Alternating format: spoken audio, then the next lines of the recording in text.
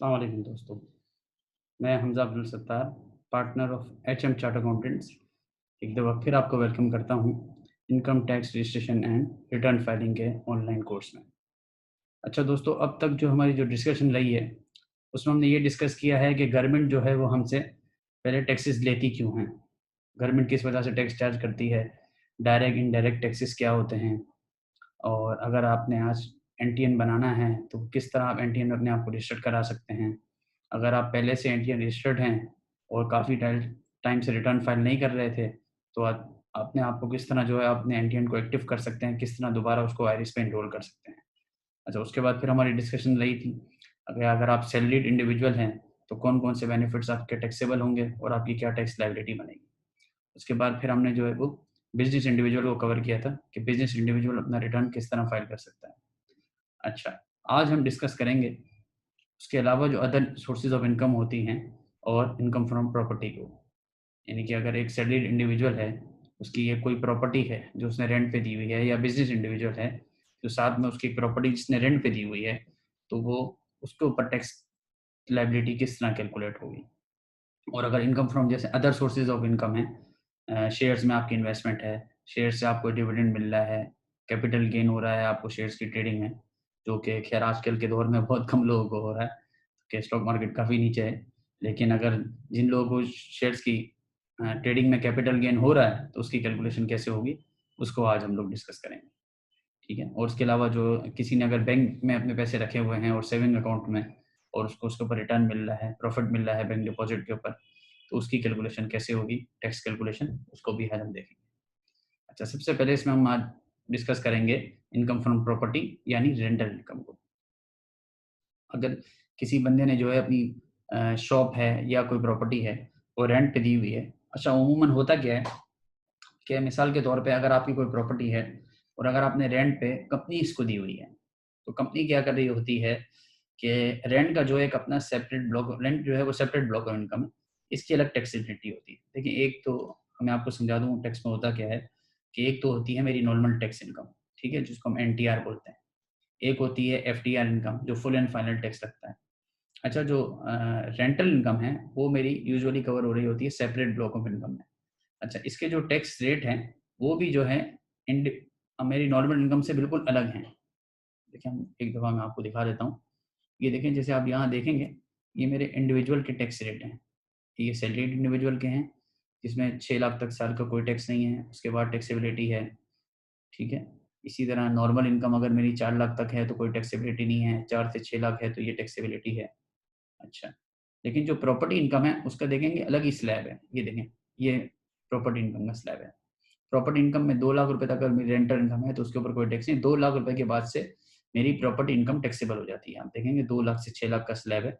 अगर मेरी rental income 2 lakh से और 6 लाख के बीच में है, तो 5% जो मेरी रेंटल इनकम है वो टैक्सेबल होगी। यानी कि अगर किसी की रेंटल इनकम 6 लाख है, तो पहली 2 लाख एग्ज़ेम्प्ट होगी और बाकी जो 4 लाख बचेगी, 4 लाख पे 5% वो उसके ऊपर 20,000 रुपए टैक्स दे रहा होगा।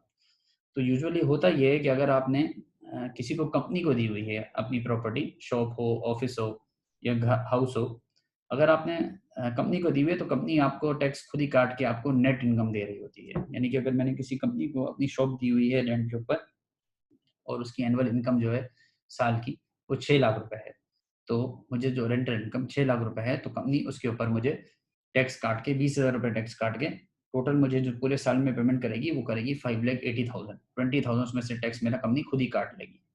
वो एक तरह से आप कह सकते हैं कि वो फुल एंड फाइनल टैक्स भी हो गया मेरा। अच्छा, और देखिए, जो रेंटल इनकम होती है, हमने सैलरी को उसमें डिस्कस किया था, अगर आपको याद हो, जो हमारी सैलरी से रिलेटेड जो वीडियो थी, उसमें कि सैलरी जो है वो चार्ज होती है रिसीप्ट बेसिस पे। जब आपको सैलरी मिलेगी, जब चार्ज होगी। अच्छा, रेंटल इनकम के केस में ऐसा नहीं है। रेंटल इनकम ये है कि रेंटल इनकम जब एक्रू हो जाएगी, जब चार्ज होगी। क्योंकि यूजुअली कंपनीज़ जो होती हैं, अगर आपने कंपनी को कोई प्रॉपर्टी या शॉप रेंट पे दी है, तो वो कभी-कभी पेमेंट डिले भी कर रही होती है, लेट भी कर रही होती है। लेकिन चाहे आपको पेमेंट जून 30 जून पर मिल गई है, टैक्स ईयर में मिल गई है, फिस्कल ईयर में मिल गई है या नहीं, आपको जो टैक्स देना पड़ेगा वो एक्यूरल बेसिस पे देना पड़ेगा। यानी कि अगर आपकी रेंटल इनकम 6 मंथ में अगर आपको कंपनी पेमेंट कर रही है, हर 6 महीने में 3 लाख रुपए आपको दे रही है। पहली उन्होंने इंस्टॉलमेंट आपको दे दी जनवरी में, और दूसरी इंस्टॉलमेंट जो है वो टैक्स ईयर 2020 की ही रेंटल इनकम है, लेकिन वो आपको दी है जुलाई 2020 में। 10 जुलाई 2020 को आपको कंपनी ने पेमेंट की, तो 30 जून 2020 को आपको पेमेंट तो नहीं मिली, लेकिन उसकी टैक्सेबिलिटी जो है वो चूंकि एक्यूरल बेसिस पे है, तो इसलिए आपको पूरी 6 लाख रुपए वो आपकी रेंटल इनकम इस साल में लेनी पड़ेगी। अच्छा, इंडिविजुअल की और एओपी यानी जो पार्टनरशिप फर्म्स वगैरह होती हैं, उन्होंने अगर कोई प्रॉपर्टी रेंट पे दी है तो उसकी कैलकुलेशन का तरीका अलग होता है, और अगर कंपनी ने कोई प्रॉपर्टी दी हुई है तो कंपनी की रेंटल इनकम की टैक्सेशन का क्राइटेरिया अलग होता है।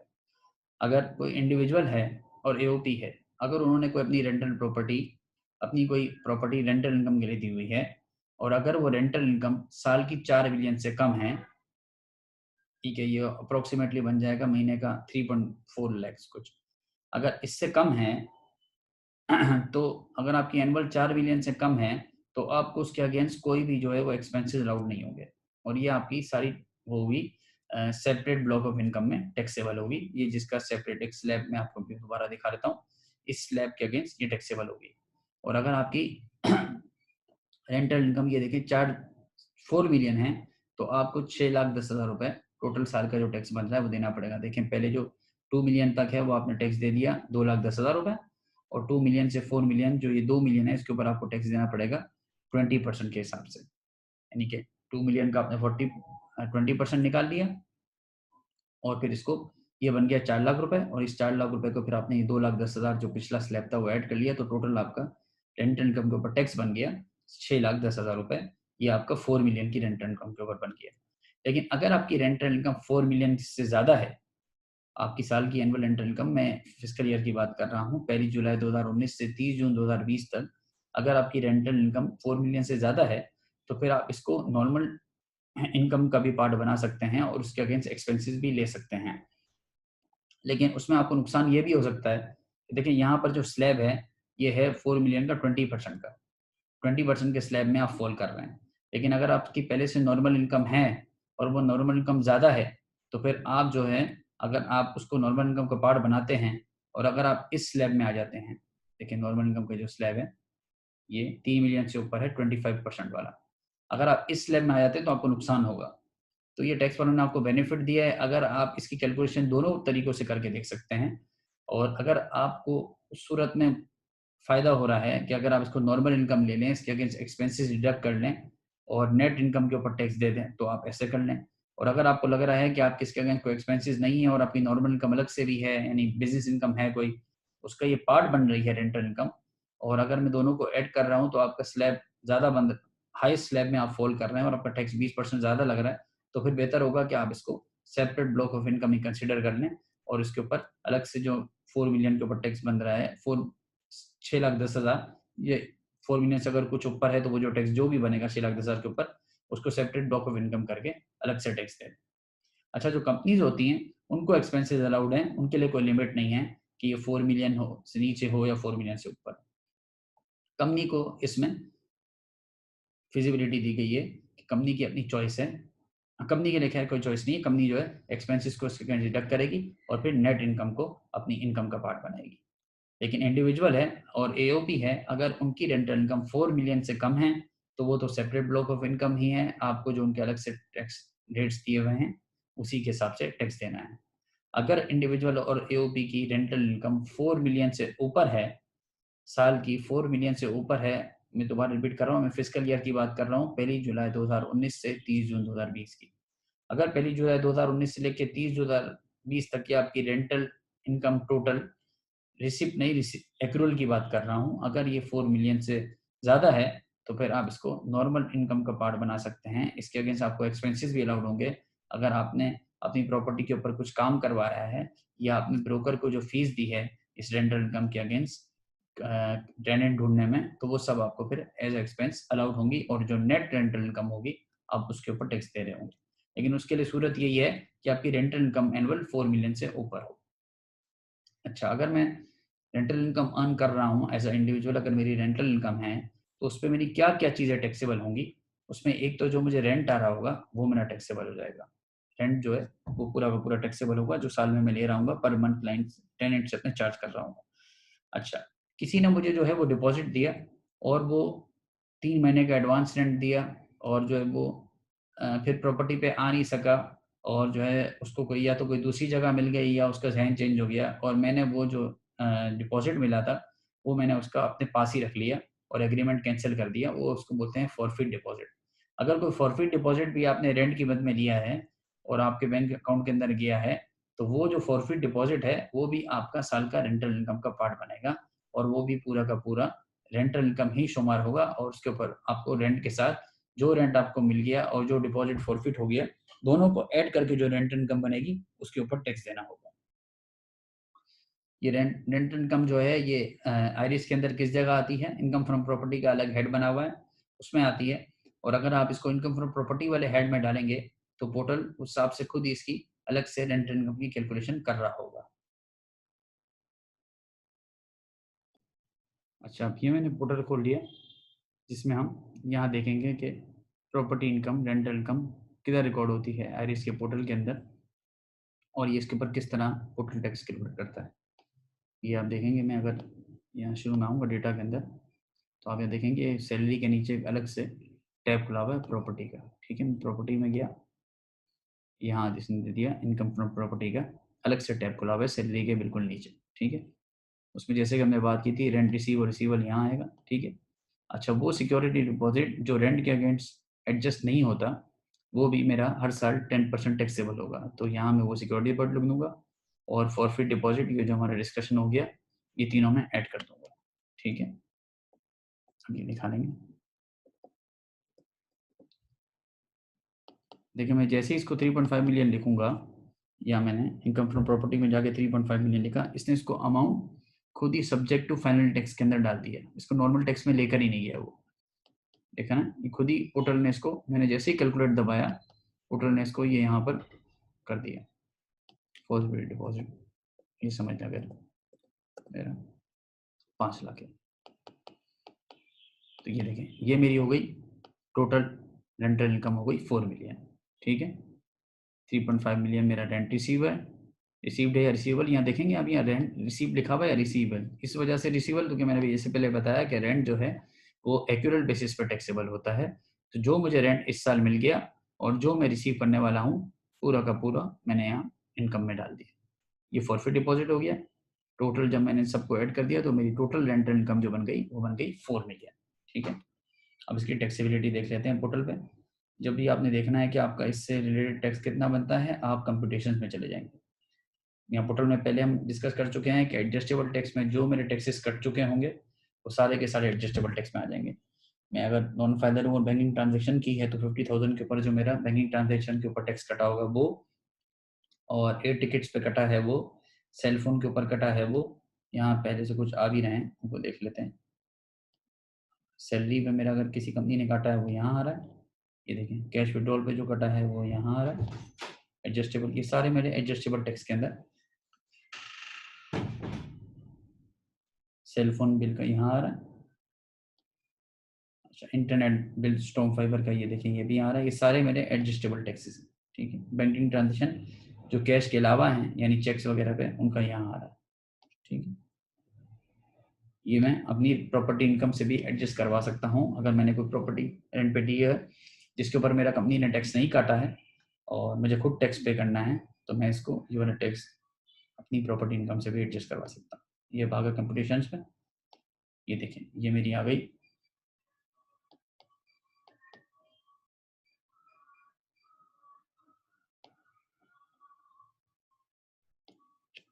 इसको भी हटा दूं।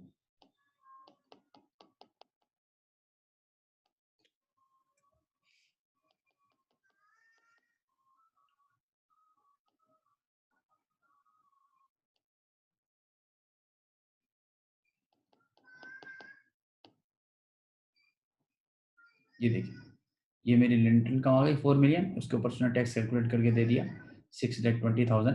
ये जो पोर्टल ने खुद ही टैक्स निकाल दिया, उसमें से जो मैंने टैक्स दिखाया है मेरा एडवांस इनकम टैक्स में, ये मेरा कट चुका है, उसको उसने एडजस्ट कर दिया कितना मेरे टैक्सेस कट चुके हैं, और नेट ये टैक्स मुझे देना है।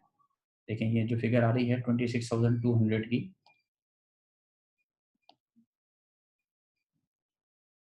उसमें से 60,200 मैंने यहाँ दिखाया हुआ, और ये मैंने इसको हटा ही देते हैं।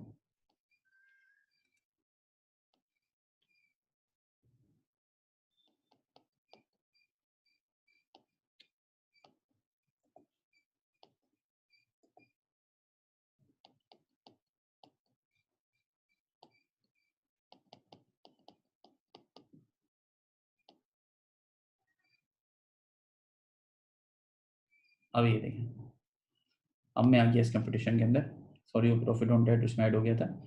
ये मेरी इनकम फ्रॉम प्रॉपर्टी आ गई 4 मिलियन। अगर मुझे इसकी टैक्सेबिलिटी चेक करनी है, देखिए पोर्टल ने कितना टैक्स निकाल दिया, 6,10,000 पोर्टल ने इसके ऊपर पहले टैक्स निकाल दिया। अच्छा, अब हम इसको अपने कार्ड से चेक कर लेते हैं जिससे हम डिस्कस कर रहे थे। पोर्टल का फायदा ये कि पोर्टल खुद ही जो है वो सारे टैक्सेस को कैलकुलेट करके आपको दिखा देता है। ये देखें, जब मेरा रेंट 4 मिलियन तक होगा तो उसकी टैक्सेबिलिटी क्या बनती है, ₹6,10,000। यही सेम पोर्टल ने निकाला। ये देखें 6,10,000, उसके अगेंस्ट जो मेरे टैक्सेस पहले से मैं कह रहा हूँ कटे हुए हैं वो पोर्टल ने एडजस्ट कर दिया 16,200। ये आपको चेक करने हो कि कौन से टैक्सेस हैं, ये आप एडजस्टेबल टैक्स में जा सकते हैं। देखें इसका टोटल यहाँ पर बन रहा है, जो मेरे टैक्स कट चुके हैं, चाहे वो सैलरी पे हो, जिस भी मद में कटे हैं मेरे, वो यहाँ आ रहे हैं टोटल 16,200। सैलरी का भी हटाई देते हैं, हम समझते हैं कि हमारी सिर्फ रेंटल इनकम है। चलिए मर्ज नहीं करते हैं। ये आ गए मेरे 14,200 मेरा टैक्स कटा हुआ है। ठीक है, टोटल मुझे टैक्सेस देने हैं गवर्नमेंट को 6,10,000। 14,200 मेरे मुख्तलिफ जगहों पर कट चुके हैं, चाहे वो सेल फोन के बिल पे हो, नेट पे हो, बैंकिंग ट्रांजेक्शन पे हो। नेट मुझे ये टैक्स गवर्नमेंट को पे करना है 5,95,800। इसका मैं चालान बना के गवर्नमेंट को पे कर दूंगा। अच्छा, अगर मेरी हम तस्वर कर लेते हैं कि मेरी रेंट इनकम है 6 लाख रुपए, ये आप पोर्टल पे खुद सब करके देख सकते हैं अपने पास, अपना रिटर्न खोल के एनटीएन बनाने के बाद ड्राफ्ट रिटर्न खोल के आपको अगर कोई भी टैक्स रेट चेक करना है तो आप ये पोर्टल पे कर सकते हैं। पोर्टल बिल्कुल सही कैलकुलेट करेगा टैक्स आपका। अब मैंने अपनी रेंटल इनकम कर दी 6 लाख रुपए। पहले हम स्लैब में चेक कर लेते हैं। देखिए पहली 2 लाख रुपए के ऊपर मेरा कोई टैक्स नहीं है। 2 लाख से 6 लाख रुपए तक की तो इनकम है, यानी 4 लाख है, इसके ऊपर टोटल टैक्स बना रहा है 5%। ये कितना बन गया, 4 लाख का 5% 20,000, यानी 6 लाख रुपए की रेंट इनकम के ऊपर मुझे 20,000 रुपए टैक्स देना होगा। अब हम यहाँ पोर्टल में चेक कर सकते हैं। आपने 6 लाख रुपए इनकम डाली, आप कंप्यूटेशंस में हैं। जब भी आपको देखना है कि मेरा टैक्स कितना बना, आपने पोर्टल के अंदर जाना है कंप्यूटेशंस में। ये देखें पोर्टल ने यहाँ पर 20,000 आपका टैक्स चार्जेबल बना दिया। ये 20,000 आपका टैक्स चार्जेबल है। अच्छा, आपका जो विथहोल्डिंग इनकम टैक्स डिडक्ट हो चुका है एडजस्टेबल, ये आ गया 14,200। नेट आपने 5,800 गवर्नमेंट को पे कर देना है। उम्मीद है आपको ये रेंटल इनकम से रिलेटेड हमारा सेशन समझ में आ गया होगा। अच्छा, रेंटल इनकम के बाद हम बात करेंगे प्रॉफिट ऑन डेट की।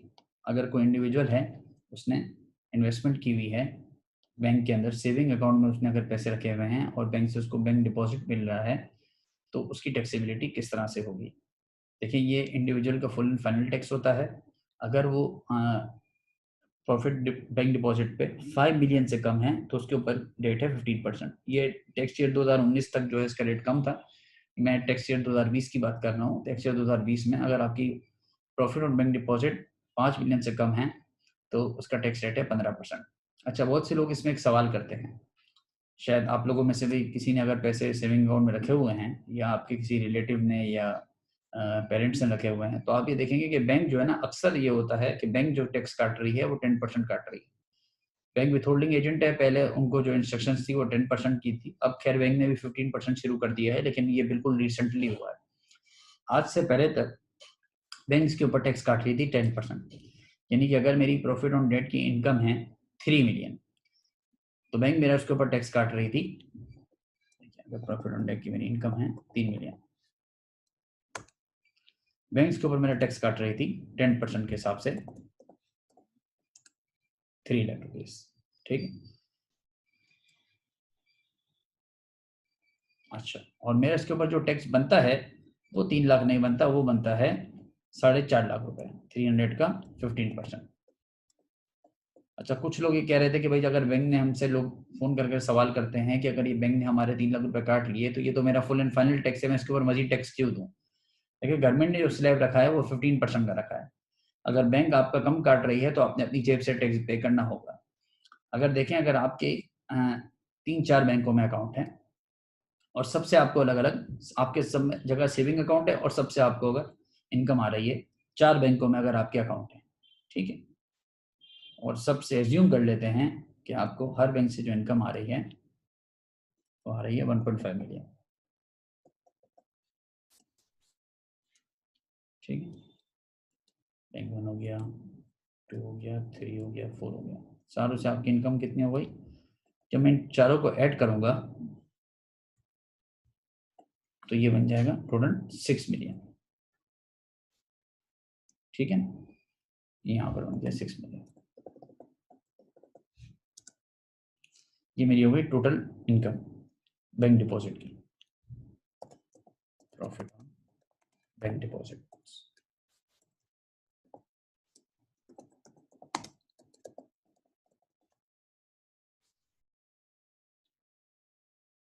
अच्छा, ये जो हमारे जितने भी लेक्चर्स हैं और ये जो कोर्स है, अच्छा इसका फ़ायदा ये है कि देखिए ये जो जितनी भी सारी जो आपके पास वीडियोस आ रही हैं सब रिकॉर्डेड वीडियोस हैं। आप अगर कोई चीज़ आपको समझ में नहीं आ रही तो आप उसको दोबारा देख सकते हैं, और ज़रूरी नहीं है कि आप सारी वीडियोस एक साथ ही देखें, एक एक करके एक एक ऐड करके हमने इसको ब्रेक कर दिया है। सैलरी से रिलेटेड जो हमारी वीडियो है वो अलग है, जो return entry and registration enrolment की वीडियो है वो अलग है, बैंक ट्रेडिंग से रिलेटेड अलग है, ये income from other sources income from property की वीडियो हमने अलग बनाई है। तो इसलिए बनाई है ताकि आप लोग कंफ्यूज ना हो और अलग अलग वीडियोस देख के आप अलग अलग इनकम्स की जो है वो टैक्सेबिलिटी चेक कर सकें। और ज़रूरी भी नहीं है कि आप इनको सबको एक साथ देखें, एक वक्त में एक देख ली फिर आप दूसरे वक्त में दूसरी वीडियो देख लें, या अगर आपको कहीं कन्फ्यूजन है तो आप किसी वीडियो को वापस देख सकते हैं। और फिर भी अगर आपको कोई चीज़ कंफ्यूज कर रही है और अगर आप अपना हमसे डिस्कशन करना चाहते हैं तो हम इंशाल्लाह अपना जो है वो कॉन्टैक्ट डिटेल्स वगैरह शेयर कर लेंगे आपसे, HM चार्टर्ड अकाउंटेंट्स के। अपनी ईमेल आईडी भी शेयर कर लेंगे। हमारी ईमेल आईडी है info@hmconsulting.base, ये हम आपसे शेयर कर लेंगे। तो अगर आपके से रिलेटेड कोई भी क्वेरी है इस कोर्स से रिलेटेड तो आप हमसे डिस्कस कर सकते हैं। अच्छा, और अगर आपने ये कोर्स अटेंड किया है और अगर आप टैक्स से रिलेटेड फाइलिंग आपकी समझ में आ रही है, लेकिन अगर आप खुद फाइल नहीं करना चाहते, आप चाहते हैं कि आप किसी प्रोफेशनल या कंसल्टेंट से ही फाइल कराएं, और आप अगर हमारी फर्म को जो है वो प्रेफर करते हैं और आप हमारी फर्म से अगर रिटर्न फाइल करवाना चाहते हैं और अगर आपने कोर्स लिया हुआ है तो इंशाल्लाह हमारी जो भी जो फाइलिंग की फ़ीस होती है इंशाल्लाह उसमें हम आपको 50% डिस्काउंट दे देंगे अगर आपने हमारा ये कोर्स अटेंड किया हुआ है। आप इस कोर्स का हमें रेफरेंस दे देंगे कि मिर्चावाला से आपने जो है ये कोर्स अटेंड किया था, तो हम इंशाल्लाह उसमें आपको कंसेशन आपको हमारी फ़ीस के अंदर मिल जाए। और अगर आप खुद फाइलिंग करना चाहते हैं तो बहुत अच्छी बात है, आप खुद फाइलिंग करें, और अगर आप किसी चीज़ में कन्फ्यूज़ हो रहे हैं तो आप हमसे ईमेल के थ्रू या हमारी कॉन्टैक्ट डिटेल्स आपकी शेयर हो जाएँगी, नंबर पे आप मैसेज करके हमसे डिस्कस कर सकते हैं। अच्छा, अब अगर आपने 4 अलग-अलग बैंकों में मिसाल के तौर पे अकाउंट रखा है और आपकी टोटल जो प्रॉफिट ऑन बैंक डिपॉजिट है वो बन गए 6 मिलियन, ठीक है। अच्छा, अगर कोई बैंक अगर अब आपका 15% भी टैक्स होल्ड कर रहा है, डिडक्ट कर रहा है, तो बैंक ये समझ रहा है कि आपकी जो इनकम है वो 5 मिलियन से कम है और बैंक उसकी बेसिस पे आपका 1.5 मिलियन के ऊपर 15% भी अगर टैक्स काट रहा है। बैंक को तो नहीं पता कि आपने जो है वो दूसरी बैंकों में भी जो इन्वेस्टमेंट की हुई है। आपने 4 बैंकों में अलग-अलग की हुई है, चारों बैंकें चलें अगर मिसाल के तौर पर 10 नहीं काट रही, आप अभी हम ये सोच लेते हैं कि बैंक पूरा 15 का 15 ही काट रही है। तो चारों बैंकें आपका क्या टैक्स काट रही होंगी? चारों बैंकें आपका ये टैक्स काट रही होंगी, 2,25,000, ठीक है।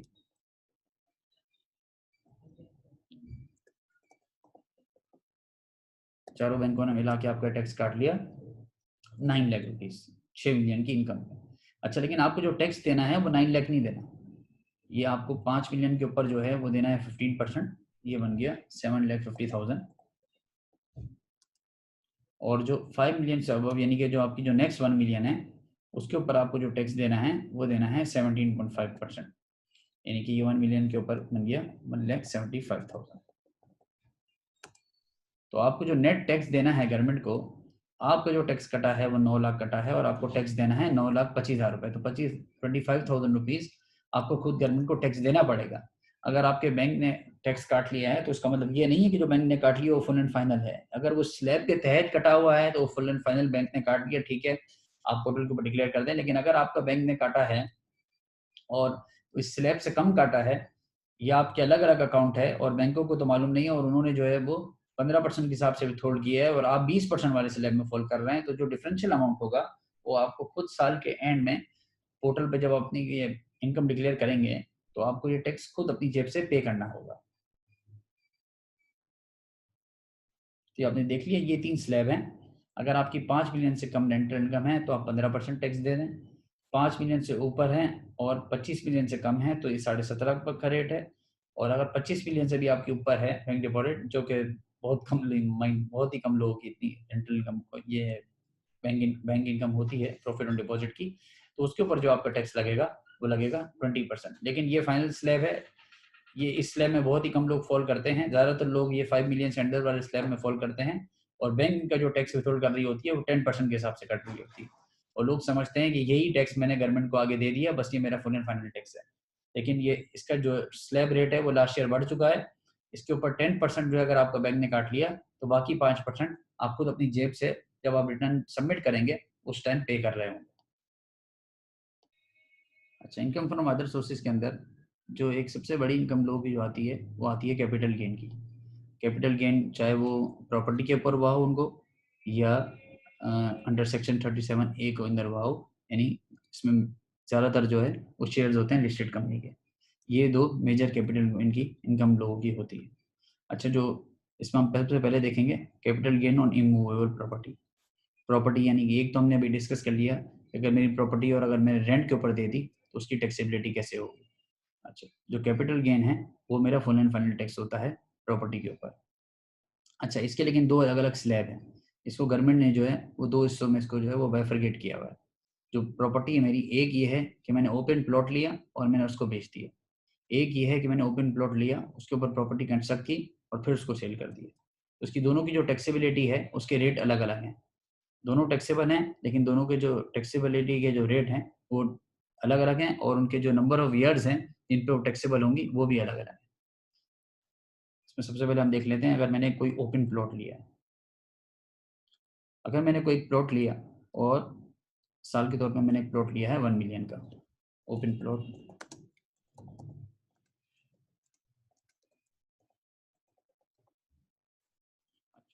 इस ओपन प्लॉट को अगर मैं पहले ही साल बेच देता हूँ, मैंने 1 जनवरी को लिया और फेब में जाके मार्च में जाके मुझे पता लगा कि मेरा जो इसके ऊपर छक्का लग गया है और ये इस प्लॉट की वैल्यू हो गई है अब 2 मिलियन, और मैं इसको बोलता हूँ अपने ब्रोकर को कि इसको सेल कर दो। मैंने इसको सेल कर दिया 2 मंथ्स के अंदर ही 2 मिलियन का, तो जो मेरा पूरा का पूरा जो गेन होगा इसके ऊपर, ये पूरा का पूरा टैक्सेबल हो जाएगा। यानी पूरा जो 1 मिलियन है इसके ऊपर मुझे टैक्स देना होगा 15% के हिसाब से। ये मेरा पूरा जो 1 मिलियन है ये टैक्सेबल हो जाएगा। अच्छा, अगर मैंने प्लॉट लिया जैन के अंदर,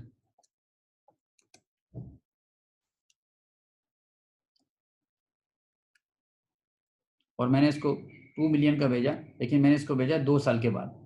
ये मैंने लिया जैन 19 में और अब मैं इसको सेल कर रहा हूँ जैन 2021 में।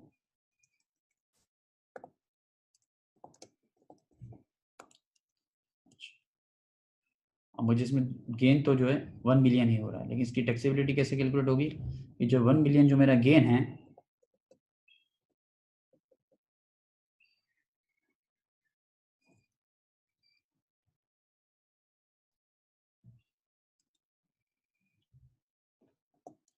इसका 75% जो है वो टैक्सेबल हो जाएगा।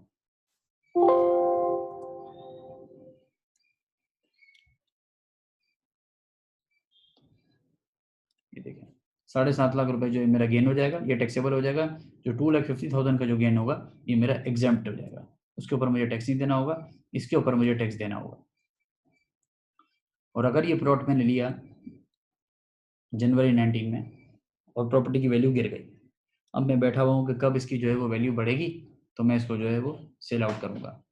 और साल के तौर पे अब 10 साल हो गए और उसकी वैल्यू बढ़ते बढ़ते 10 साल लगे, 10 साल तक मैं वेट करता रहा कि इसकी वैल्यू बढ़ेगी तो मैं इसको बेच दूँगा।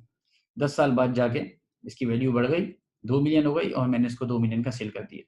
अच्छा, मुझे इसमें जितना भी गेन हुआ है, ये 1 मिलियन का जो मेरा गेन हुआ है इसके ऊपर, इसमें से कोई भी गेन मेरा टैक्सेबल नहीं होगा।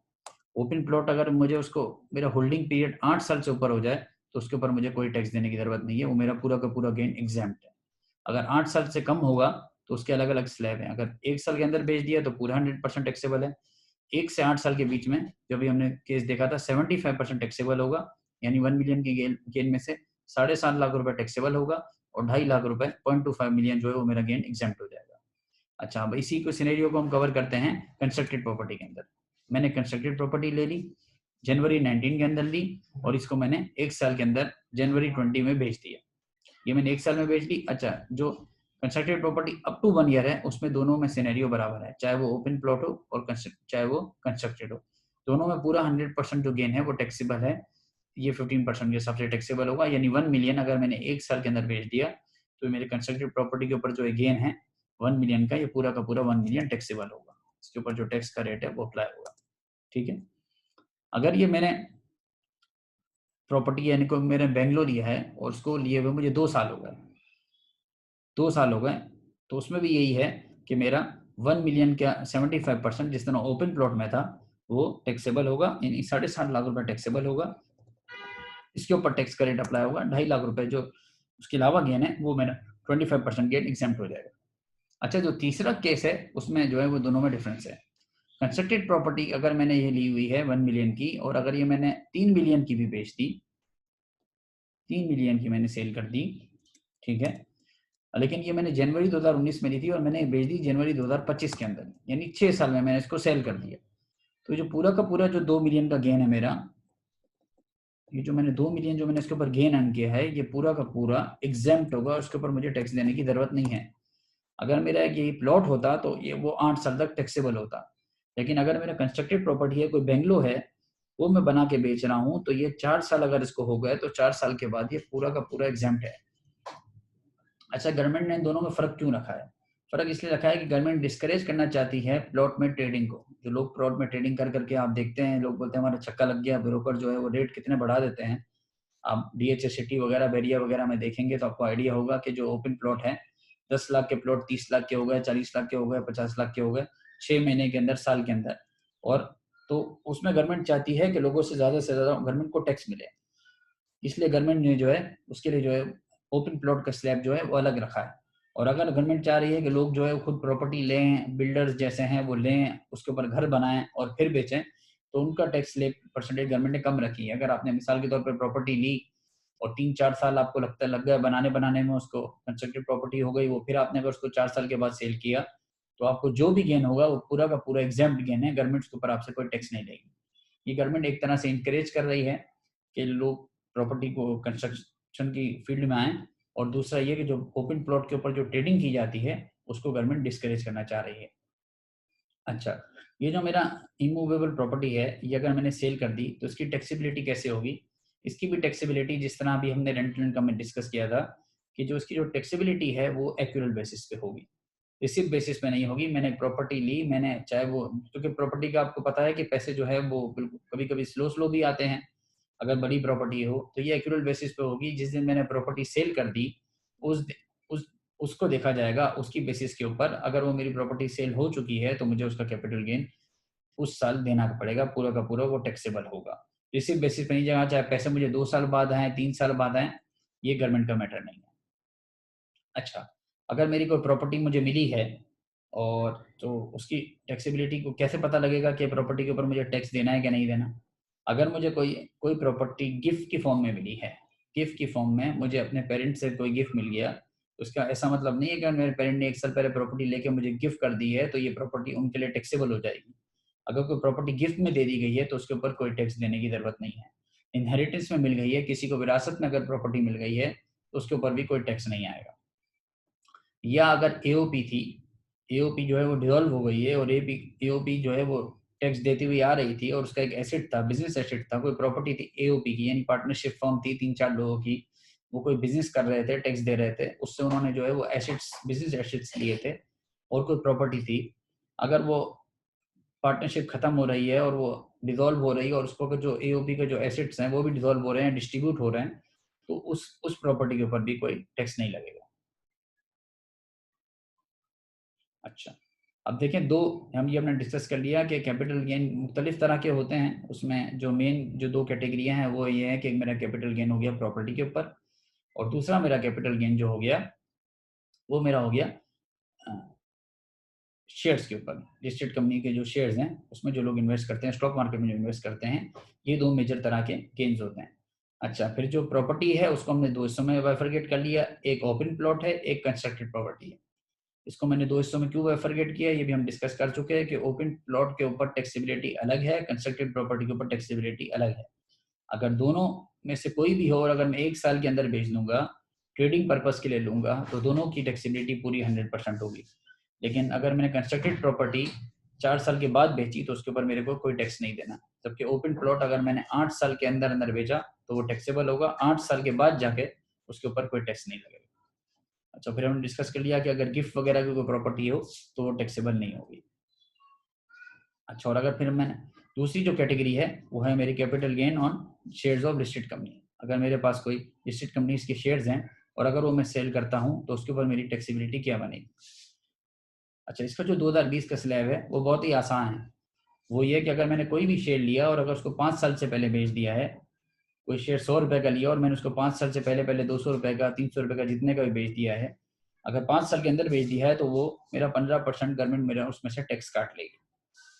जिस भी ब्रोकर के पास आपका सब अकाउंट है उसी के लेजर में से, आपके लेजर में से वो टैक्स हर महीने डिडक्ट हो जाएगा। 15% अगर 5 साल से पहले पहले बेच दिया, 5 साल के बाद बेचा है तो उसके ऊपर कोई टैक्स नहीं है। अच्छा, और ये टैक्स की कैलकुलेशन होती कैसे है? ये टैक्स की कैलकुलेशन गवर्नमेंट की एक कंपनी है, national clearing company of Pakistan, ये खुद इसकी कैलकुलेशन करती है।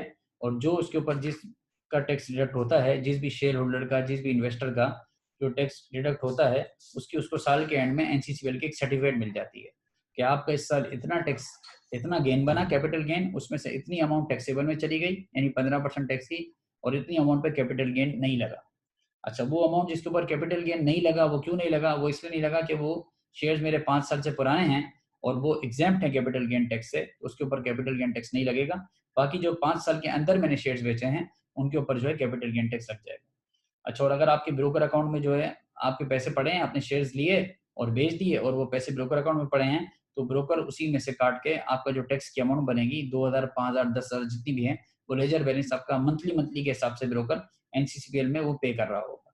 और आपको अगर चेक करना है कि ब्रोकर ने जो पेमेंट की है वो आपकी जितनी डिडक्ट ब्रोकर से हुई है वही है, तो साल के एंड में आप नेशनल क्लियरिंग कंपनी के ऑफिस भी जा सकते हैं या ब्रोकर को भी बोल सकते हैं, वो आपको national clearing company of Pakistan का टैक्स सर्टिफिकेट दे देगा। ये इससे बड़ी आसानी हो जाती है, आपको कैपिटल गेन टैक्स खुद कैलकुलेट करने की जरूरत नहीं है। आपको पता लग जाएगा मेरे इतने शेयर्स पे इतना कैपिटल गेन हुआ है, और वो आप सर्टिफिकेट के थ्रू आराम से जो है वो रिटर्न भी फाइल कर सकते हैं उसकी बेसिस। देखिए, मैं आपको दिखा सकता हूँ वो पोर्टल में किस तरह शो होगी।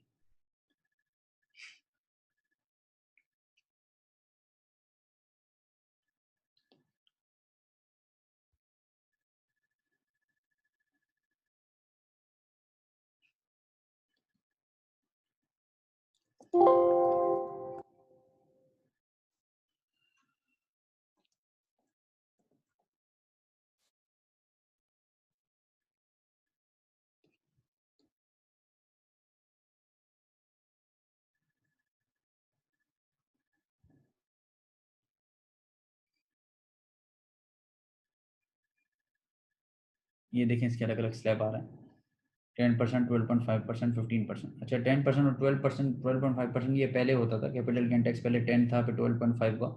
अब जो कैपिटल गेन टैक्स का रेट है वो है 15%। ठीक है।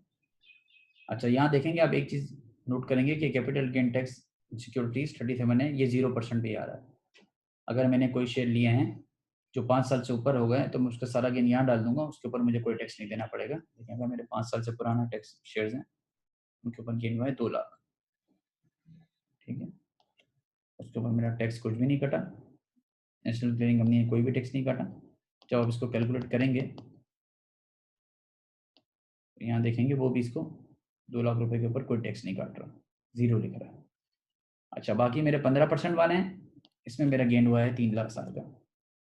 ऐसे आजकल जो स्टॉक मार्केट के हालात है, इतना गेन साल का 5 लाख रुपए मुश्किल है किसी को हो रहा हो, लेकिन अगर किसी को हो गया, नसीबदार आदमी है, स्टॉक मार्केट में उसने कमा लिया है, तो उसका इतना टैक्स एनसीसीपीएल काट लेगी।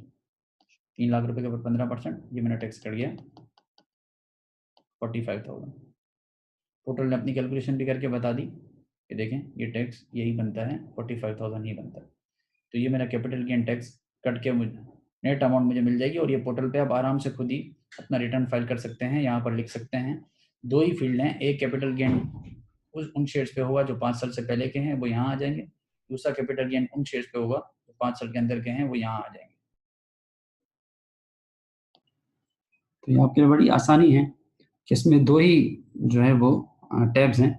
एक वो कैपिटल सिक्योरिटीज जिनको 5 साल से ऊपर हो गए, जिनके ऊपर कोई टैक्स नहीं लगेगा, और दूसरी वो सिक्योरिटीज जो 5 साल से अंदर हैं उनके ऊपर 15% आपने टैक्स पे कर दिया।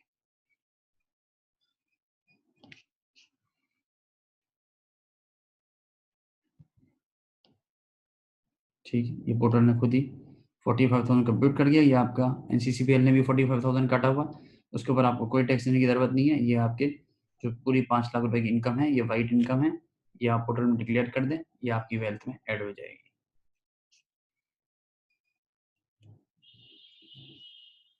अच्छा, उसके बाद एक जो और हमारी इनकम है वो है शेयर से ही पर्टेन करती है, वो है डिविडेंड इनकम।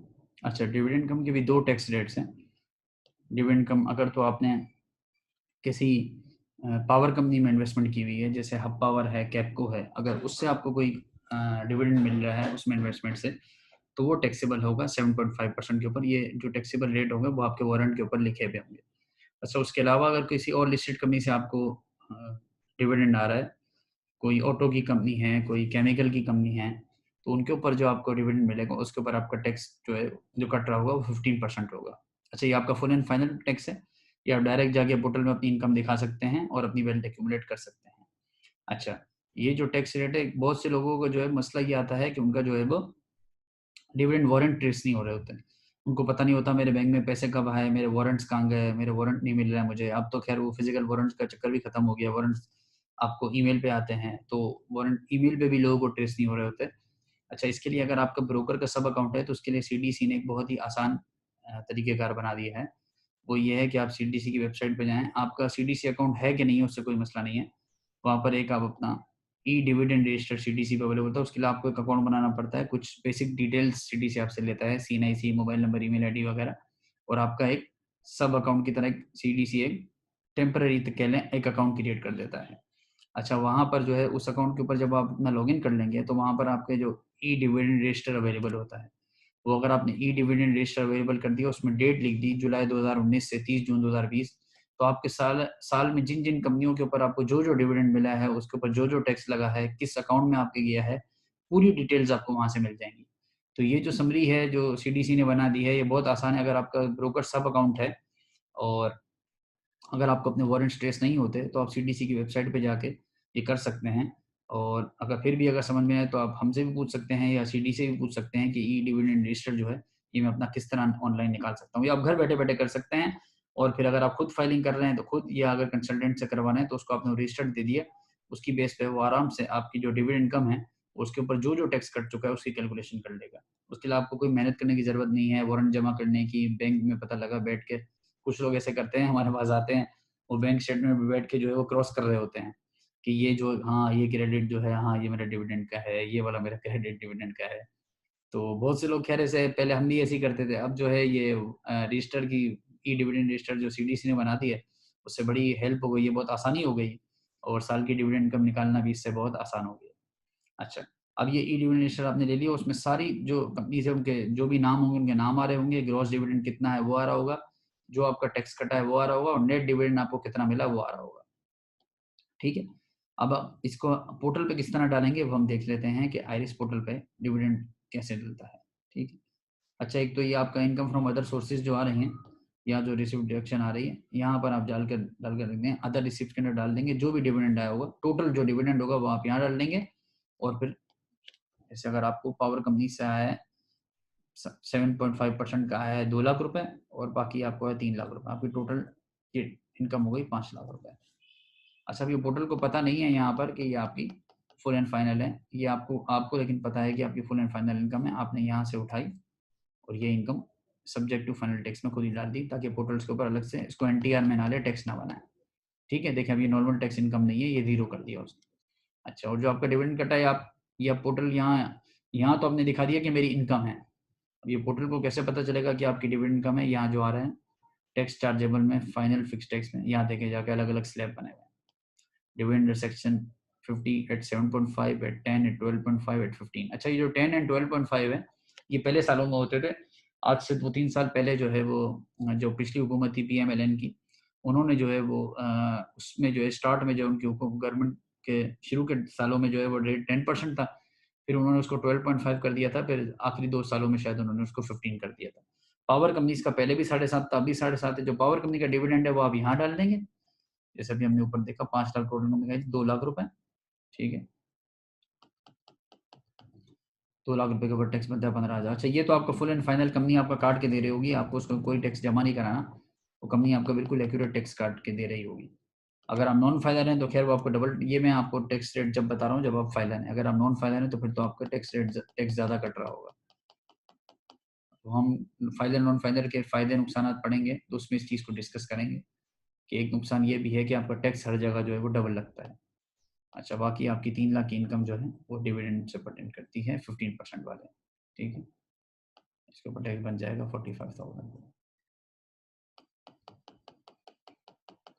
अगर आपकी डिविडेंड इनकम है और अपना रिटर्न भरना चाह रहे हैं, देखिए बहुत आसान है, मैंने आपको बता दिया। आपने सीटीसी की वेबसाइट पे जाना है, वहाँ से ई डिविडेंड रजिस्टर डाउनलोड करना है, वो आपको सारी कंपनियों के नाम, उनसे कितना ग्रॉस डिविडेंड है, कितना नेट आया, वो आपको बता देगा। फिर आपने क्या करना है, एक्सेल पे जाके लिखना है, जो कंपनियों का 7.5% वाला है उनको अलग कर देना है, जो उनका 15% डिविडेंड है उनको आपने खुद अलग करना है। ये वो सीडीसी के रजिस्टर में नहीं हुआ होगा, उसमें तो सारी कंपनियों के लाइन से लिखे होंगे, बीच में कहीं 7.5 भी आ रहे होंगे, 15 भी आ रहे होंगे, 7.5 भी आ रहे होंगे, 15 आपने अलग करना है। 7.5 वालों की टोटल इनकम डिविडेंड के फोल्डर में आगे यहाँ डाल देनी है, 15 वालों की जो है आपने यहाँ डाल देनी है, उनके अगेंस्ट जो टैक्सेस हैं कटे हैं वो यहाँ डाल देने हैं, वो खुद ही 7.5 ही पहले से कंपनी ने काटे गए होंगे। ये आपका डिविडेंड से रिलेटेड, अगर आपकी खाली डिविडेंड कम है और आप पोर्टल पे रिटर्न भरना चाह रहे हैं तो ये आपका बहुत आसानी से आप अपना रिटर्न भर सकते हैं। फिर इससे आपकी वेल्थ एक्यूमुलेट होती है, और इंशाल्लाह नेक्स्ट जो हमारा वीडियो सेशन होगा उसमें हम देखेंगे कि वेल्थ हम अपनी किस तरह जो है वो डॉक्यूमेंट कर सकते हैं, वेल्थ की रिकॉन कैसे बनती है और वेल्थ स्टेटमेंट किस तरह फाइल होती है, वो हम नेक्स्ट में देखेंगे सेशन में। ठीक है, आपके बहुत आसान तरीका है, अपनी डिविडेंड इनकम सारी की सारी आपने यहाँ पर डाल दी। ठीक है, तो अभी हमने जो है वो 3-4 इनकम फ्रॉम अदर सोर्सेज देख ली। एक तो पहले हमने इनकम फ्रॉम प्रॉपर्टी देख ली, ठीक है, इनकम फ्रॉम प्रॉपर्टी का हम बड़ा आसान मैंने आपको बता दिया, 4 मिलियन से कम है तो आपकी सेपरेट ब्लॉक ऑफ इनकम है, फाइनल है, आपने यहाँ डालनी है। पोर्टल खुद ही जितनी भी इनकम है वो आपने यहाँ इनकम फ्रॉम प्रॉपर्टी के हेड में जाकर डाल दी, पोर्टल उसको खुद ही फाइनल टैक्स कर देगा और उसका रेंट का जो रेंटल इनकम पे जो टैक्स बनता है वो कैलकुलेट कर देगा। ठीक है, अच्छा, अगर आपके बैंक डिपॉजिट हैं, बैंक डिपॉजिट पे बैंक ने आपका 10% काटा हुआ होगा, आपको अगर 15% काटा हुआ है तो बहुत अच्छी बात है, आपने वो स्लैब मैंने आपको बता दिया, उसके हिसाब से आपने देखना है कि आप किस स्लैब में फॉल करते हैं। 15% वाले में फॉल करते हैं तो 15% वाले में उसमें से जो आपका टैक्स बैंक काट चुका है वो आपने एडजस्ट कर देना है, बाकी जो रिमेनिंग टैक्स है वो खुद आपने पे कर देना है। अच्छा, उसके बाद फिर हमने डिस्कस कर लिया कैपिटल गेन का, ठीक है, capital gain on sale of securities.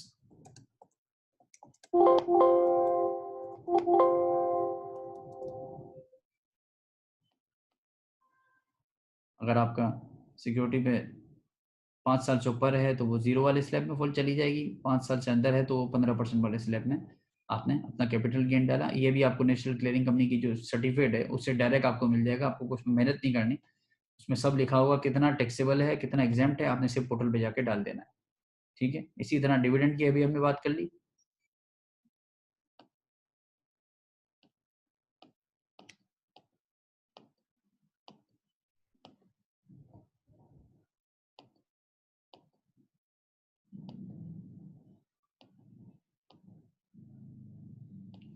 Dividend अगर आपका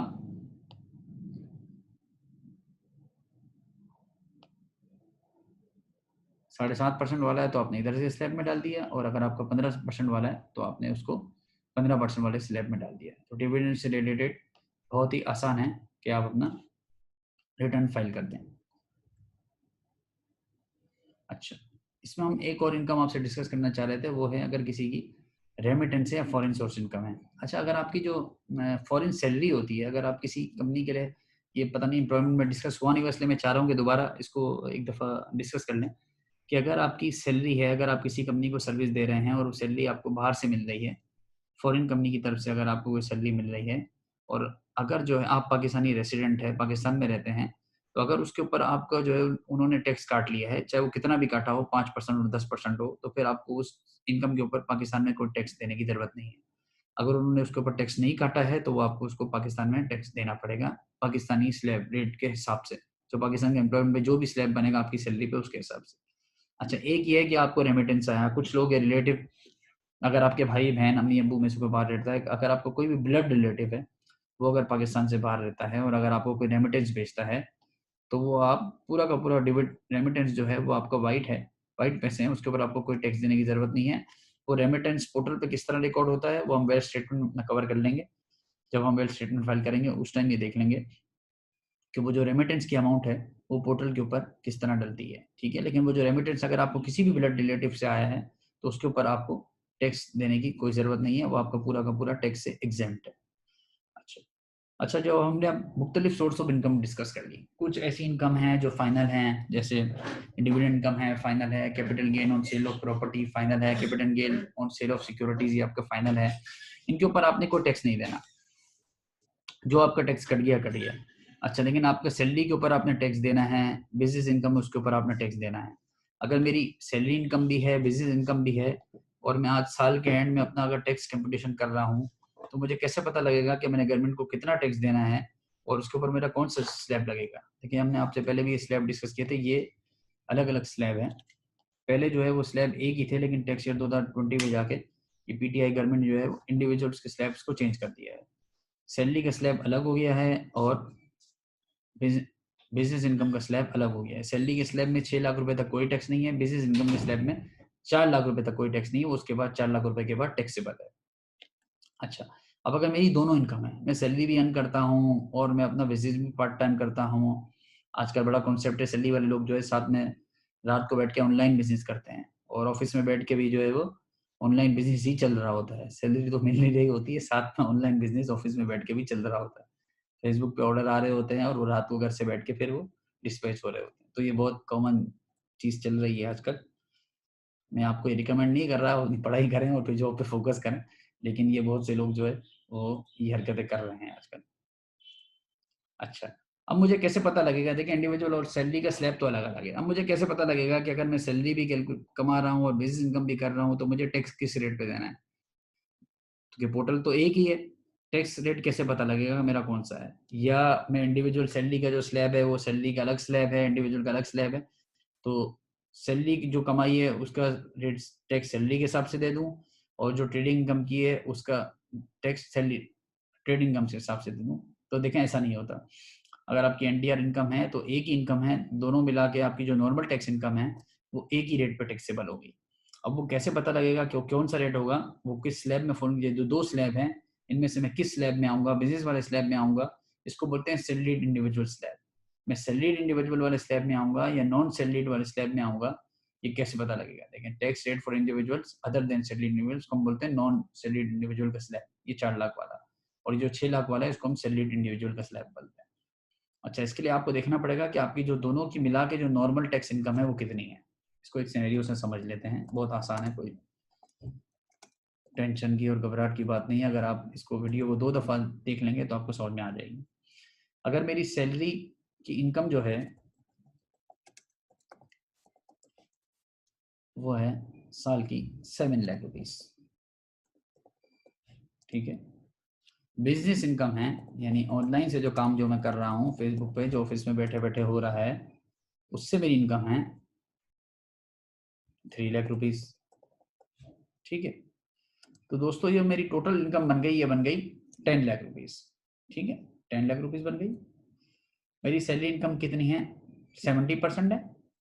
10 लाख का 7 लाख सैलरी इनकम मेरी 70% हो गई, ठीक है।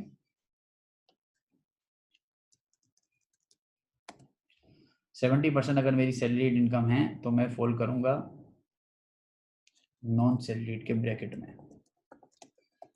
मेरे ऊपर जो टैक्सेबिलिटी लगेगी वो नॉन सैलरीड वाला स्लैब मेरे ऊपर लगेगा। आप बोलेंगे सर ये क्यों, मेरी तो ज़्यादा है। वो इसलिए है कि अगर आप 75% से अगर आपकी इनकम ज़्यादा है सैलरी इनकम, तो फिर आपके ऊपर नॉन सैलरी वाला स्लैब लगेगा। अगर 75% से कम है तो आपके ऊपर बिजनेस इनकम वाला स्लैब लगेगा। यानी ये जो मेरी 10 लाख रुपए की इनकम है मैं इसके ऊपर इस रेट से टैक्स दे रहा हूँ।